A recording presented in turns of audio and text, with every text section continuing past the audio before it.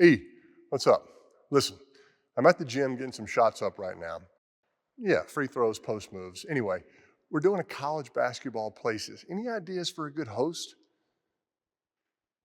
No, not you. No one cares about your Ole Miss intramural basketball career. You know what? I'm just going to do what we do in football when we're in a bind. That's right. I'm going to drop back, throw up a Hail Mary, and hope the right person comes down with it. All right, later. Whoa. How the heck did this come from so far? Let's see if I can do that. Hey, nice pass, but this isn't for me. Nah, I'll pass. Nope. Got a coach. We've got class. You know I don't have time for this. Sorry, I'm retired.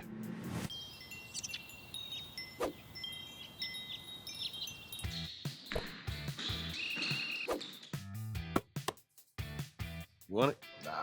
Want it? Seriously, I don't need this again.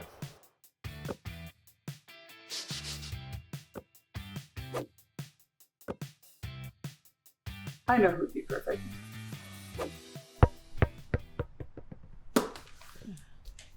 I do have a lot more free time on my hands these days.